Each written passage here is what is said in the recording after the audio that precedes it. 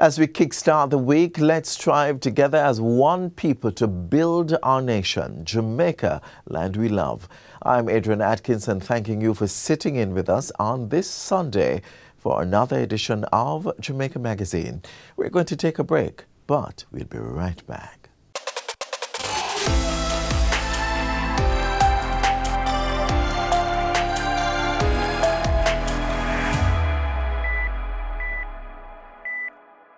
On Get the Facts this week, we sit with Dr. Christopher Tufton, the man at the helm of the Health Ministry, to discuss mental health and the plans in place to assist those facing mental wellness challenges.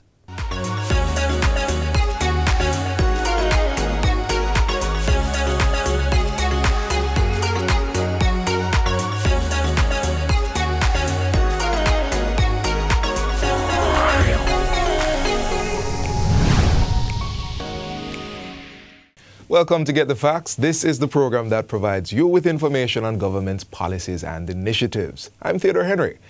The Ministry of Health and Wellness has launched an intervention to bring mental health support services to communities. This will be done through an initiative called Problem Management Plus, PM Plus for short. And it is being implemented in collaboration with the Pan American Health Organization and forms part of the island's National Mental Health Response Program.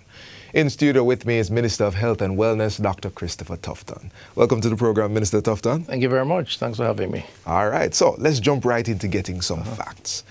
Now, some might say Jamaicans handle their problems. We do our thing. We're a hardy and tough people. What is it that your ministry sees that makes a program like PM Plus necessary? Right. So I do agree that we're a proud people and we like to manage our affairs in a manner of speaking.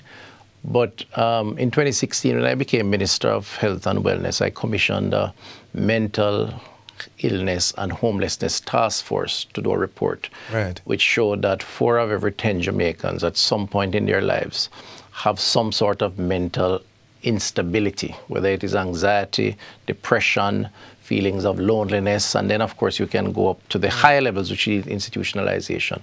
Then we had COVID, which amplified the situation. And the manifestations of that is the number of calls that come into our helpline, suicide prevention helpline, actual suicide rates year over year, almost 100% increase over 21 over 22.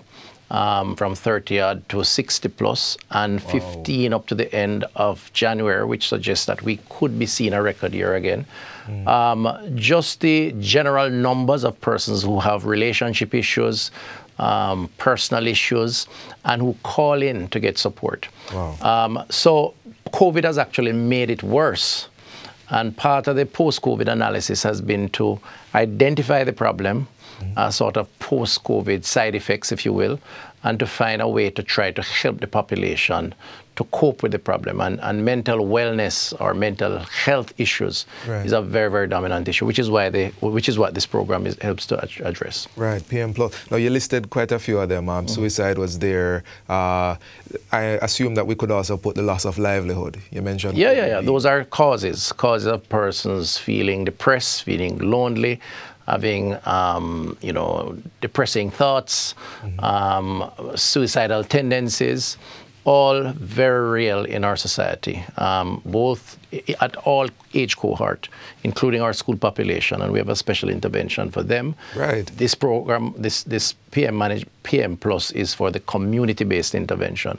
So we're trying to tackle it on all fronts. Okay, I'm still reeling a little bit, to be honest, from the 4 out of 10. Yes. That's a heavy statistic right there. Yes, so if 5 of us in this room, that means for 1 or 2 of us are likely to have that problem. But it's important to raise it, and it's not intended to make the population depressed. But one of the things that we have to do with mental health is to normalize it. Right. We need to say to the population, it is okay to feel lonely. It is okay sometimes that you'll feel depressed over one thing or another. Substance abuse is a big causation factor also. What we have to do is to ensure that when you get into that space or that zone, you seek help.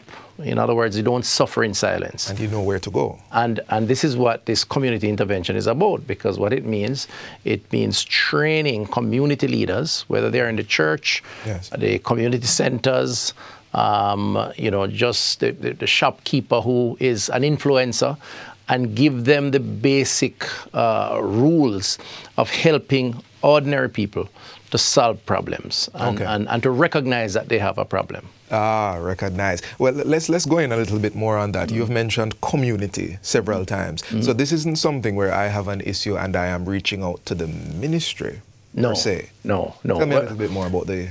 Okay, so what it is, in collaboration with PAHO, we have a training manual. So we invite community-based groups to identify individuals who provide some leadership at their level. Right. And there's a screening process to determine if these people are suitable. And then they are subjected to a training over a period of time, which basically helps them to solve problems that people have within the community. By interacting with those persons, recognizing that they have an issue, walking them through the issue, and helping them to solve it. So it's really a problem-solving tool. And those persons who are the problem solvers are trained so to do and are certified so to do based on this sort of international PAHO-driven benchmark approach to solving problems. We live in a high trauma society. People solve domestic disputes with sticks and stones and guns, as opposed to talking it out and winning the argument. Sometimes it's less physical now and it goes online. And it goes online, so there is cyber abuse. Right. And all of this contributes to a pile-up of people in the accident and emergency wards in our hospitals. A big part of it. So that intervention is very necessary because what it does is to intervene in the early stages of a concern or an issue and prevent it from becoming aggravated and worse, which may lead to either institutionalization in the hospital or in the prison or indeed, unfortunately, in the morgue. So that's the sort of very simplistic explanation of it. And it works because the people who are in these communities who are trained are persons who know the people and who already carry a degree of influence and leadership. So it could be the pastor, it could be the choir leader, or it could be this young sports leader in the sports club. We go right across the board to find that person. So the mandate isn't just to see the problems, but it's actually to seek out and take a more proactive approach. Yes. Not just wait until something goes bad. Right. No. It's not an intervention to in that way. It's more a preventative measure to stave off any more serious issue.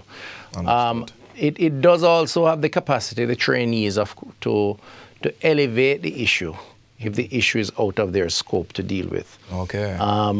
Obviously, in areas of serious mental health challenges, one may need a psychiatrist or a psychologist or even institutionalization. We're not asking people to intervene when people clearly need medication or need to be institutionalized or need greater support. But first point of contact. First point of contact and the kind of psychosocial support. So, you may have a student who is depressed because of schoolwork. And as a consequence, it immobilizes them. They can't concentrate, they are depressed, they can't function. Someone in that community can actually walk them through, as a guidance counselor would, in a school setting. And what we try to do is to create enough of those persons to be able to help us as our outreach in that community. But we have the experts who you can elevate the problem to if it requires that. So it's really about trying to formalize it and to create an army of people. I said at the launch of the program that we are a society in distress based on those numbers that I've given you. It's not that there's not a lot of good things with the country. There are a lot of very good things, a lot of positive things. But COVID has been particularly difficult on one's mental state. It was the greatest challenge to mankind in 100 years. And you kind of expect that it would have created a lot of anomalies and amplified a lot of issues. Students staying home for 2 years without social interaction. They have lost their sense of that kind of interaction going back to school. It's almost like they're on their own. And we're beginning to see those anomalies come to And you're seeing those things coming out. We have a special program for the schools we have trained about 500 staff members to do that kind of intervention also. Well, Minister, let me break it here. I want to ask you a bit more about that, but we have to go to our break right now. So don't go anywhere. We're continuing the conversation on PM+. Please stay with us.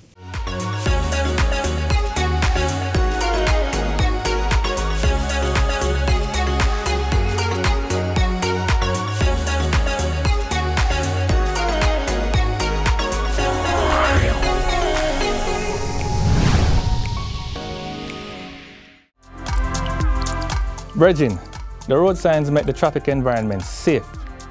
The green light means go, red means stop, amber also means stop. Yeah man, it don't mean you must speed up. And get this, even if the light's on green, when the traffic is thick, don't bother move off and block the intersection. And please, don't stop on a pedestrian crossing. Look out for children, the disabled and the elderly. Follow the signs so they all can arrive alive. Be a good road user. Obey the road signs and look out for each other.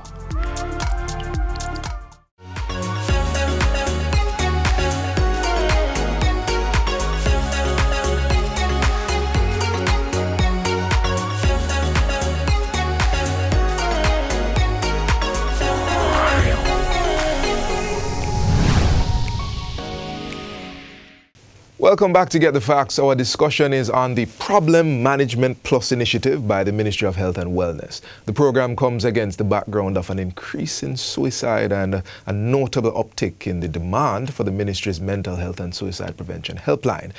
By the way, you can find that at 888-NEW-LIFE or 888-639-5433. Portfolio Minister Dr. Christopher Tufton is still with me in studio.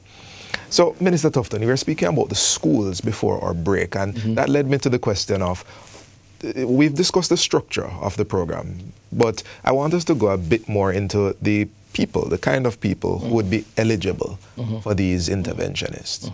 So there is a screening process. So once an organization, for example, at the graduation, we had, at the launch, we had a number of persons from the faith-based community, the Seventh-day Adventist Church and so on. Right. We ask these institutions to recommend persons. Oh, okay. But they are also subjected to a screening. So certain questions are asked of them, certain checks are made.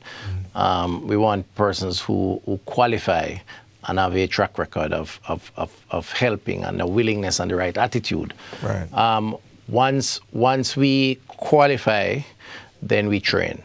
But invariably, these are going to be persons who can show empathy, who can assess, who are perceptive enough to assess a particular position or state of mind, right, who has some influence and respect in the community and in their institution. That's very important, because people are not going to just tell people their business unless they have a level of confidence that is going to be held in trust, and that they can depend on that person to give them their best advice. So established leadership in the community. Very, very important that we establish leadership and persons who are willing and able and who sort of meet that bill. Understood, understood. Are we rolling this out across Jamaica all at once? No, well, we have trained initially 100, and I think it's 120 or thereabouts. The intention is to expand, so we train in that group trainers, right, and then we have the problem solvers. So the trainers will go on to train more, and it's kind of a multiplier impact across the country. Now, what we plan to do is we're mapping the country to see some of those problem communities that may need the intervention the quickest. Right. We know a lot of them already. I mean, we can sort of superimpose looking at some of the domestic violence data and things of that sort. But invariably, what I certainly would like is to have almost every community having a problem solver. Because let's face it, things start small and they develop, they escalate. Right. And what you really need is to stave off some of those issues that could easily be solved before you get into a scenario where it becomes much worse. And so we're going to be collaborating with other agencies. We collaborate with the Ministry of Education, clearly our overseas multilateral partners like PAHO, UNICEF. Yes. But we will also collaborate with Ministry of National Security, Ministry of Justice. So we try to create a kind of network of persons who are in the community who will act as the capacity to intervene and to help to resolve some of these issues. Understood, understood. I have to ask, Minister, what does a win or the success of PM Plus look like for you? Well, we have some base data which suggests the numbers of calls coming in and the, as I said, at the extreme suicide rates. And I really am hoping that we can see a reduction in those numbers. The numbers are going this way. We want to cauterize it and bring it down. Right. The issues in our schools, the deviant behavior, we have to try and get into that.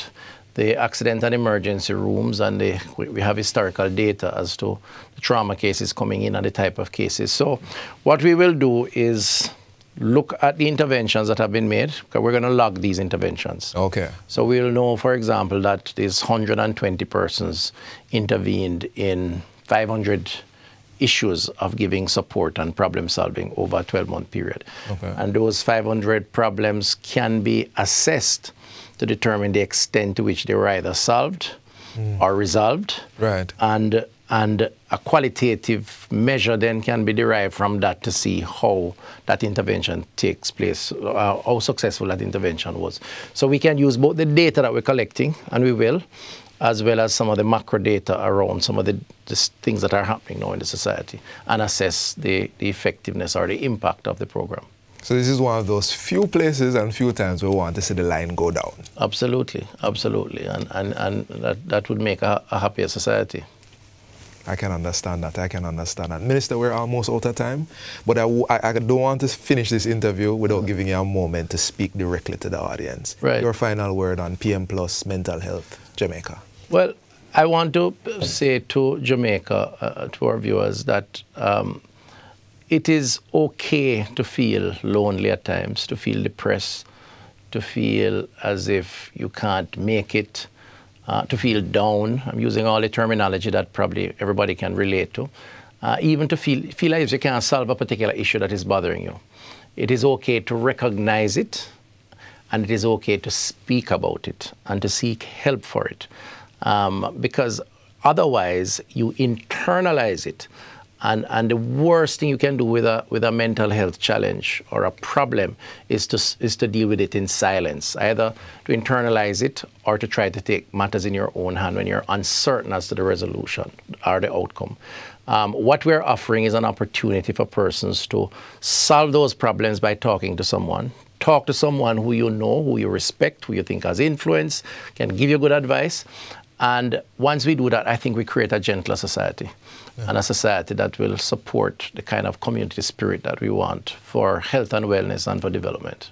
Thank you so much for that. This has been Get the Facts, and we have been discussing PM Plus, but in the larger context, we have been discussing the mental health of Jamaica.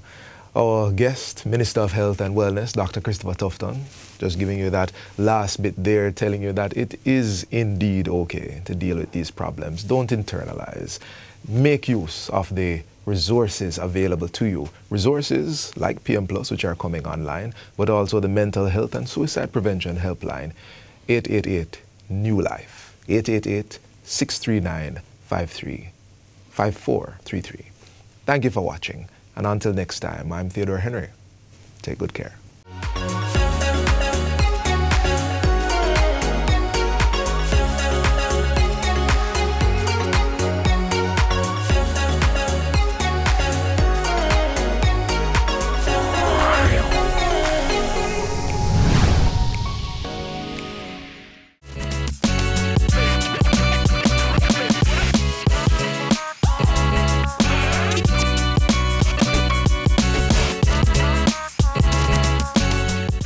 An alternative use of material for the building out of the nation's roadways.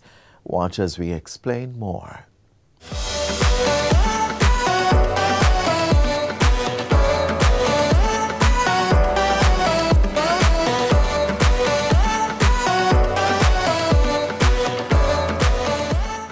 concrete is an excellent alternative to asphalt in constructing roads. The science will say this. The economics may say otherwise, but it all depends on what is the resource base of the country. Many countries have decided to make concrete roads the main infrastructure for particular kinds of roads, particularly roads that are exposed to water or difficult environmental circumstances, because it is able to withstand and it lasts longer. We have been, as a government, considering using concrete. Concrete is actually used in many of our existing road projects. Certainly, you will notice if you travel on our highways, we have now made it almost a mandatory feature that we put in what is called road dividers or Jersey barriers. The Jersey barriers increase the safety of the road, and that is entirely concrete. So that is an increase in the amount of concrete that we use. And sometimes we do use concrete in the sub-base of the road to stabilize the base, so that when you put asphalt on it, it lasts longer, prevents undermining of the road. And you will notice that as far as possible, when we do build new roads, it is not just the asphalt on the road, we are also building sidewalks, culverts, bridges, overpasses, and all of that is concrete. So the government is increasing concrete in the building out of its infrastructure.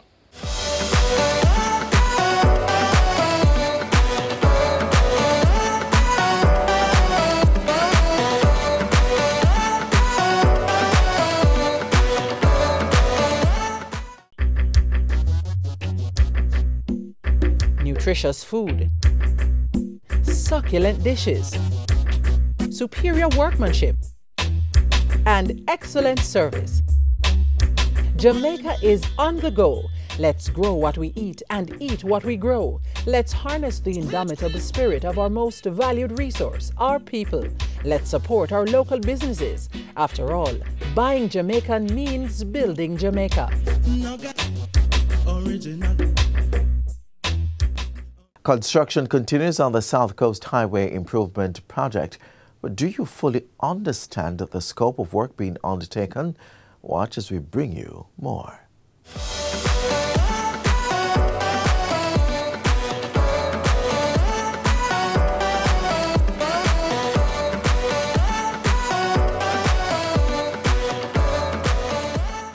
The South Coast Road Improvement Project is a very complex infrastructure undertaking. Any engineer who would have anything to do with the project would immediately explain to you the complexity. It is probably the most complex project that we have taken on. The project requires not just the construction of a road. And when we say we are constructing road, what people understand is we are putting asphalt on top of a rolled marl surface.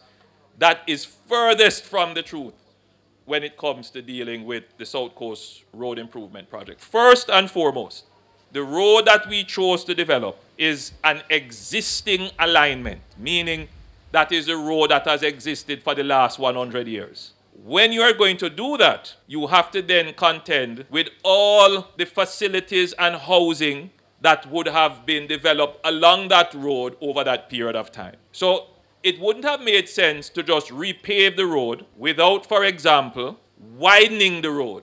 That corridor is carrying about 14,000 vehicles per day. But the size of the road can only carry about 7,500 vehicles. But worse than that, that road is carrying traffic that is carrying all kinds of heavy vehicles, because there is a very active mining industry in that area. So that road carries heavy trucks with aggregate. And the roads were not built for that. So we had to therefore design a road that could carry that heavy weight and carry the increased volume of traffic. But not just that. We know that once we improve the road and the road surface is drivable, it will open up economic opportunity in the area. More people will want to come and live in the area, and therefore there will be more traffic in the area. So we have to therefore build the road to accommodate not just the existing traffic, but the future traffic.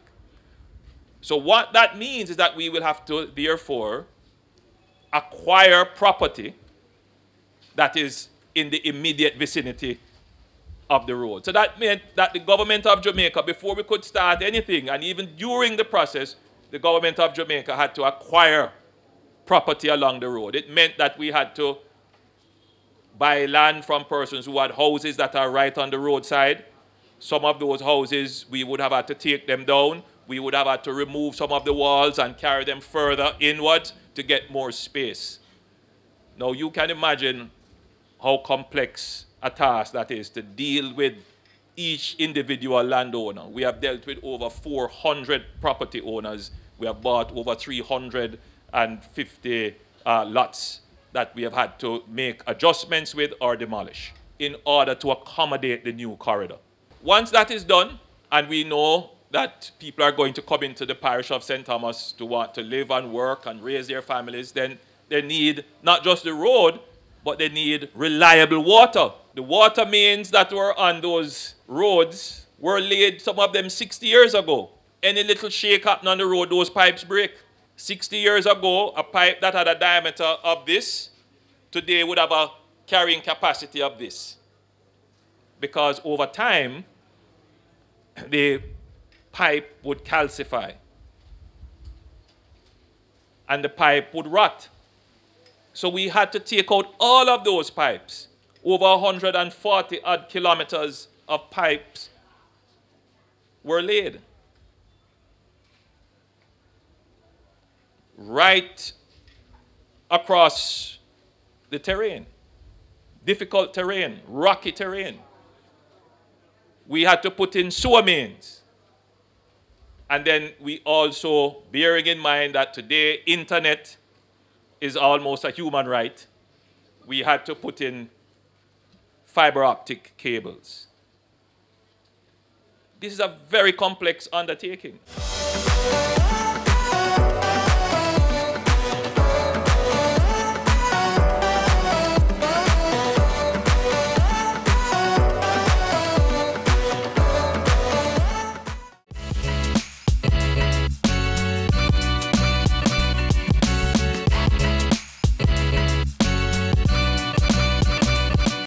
And just like that, we're signing out for today. But not to worry, you can rewatch this offering or other content like this by visiting our website, jis.gov.jm. Do join us again tomorrow on the same station as we bring another informative, educational and entertaining package of Jamaica Magazine. I'm Adrian Atkinson. Thank you so much for watching. This has been a production of the Jamaica Information Service, the voice of Jamaica.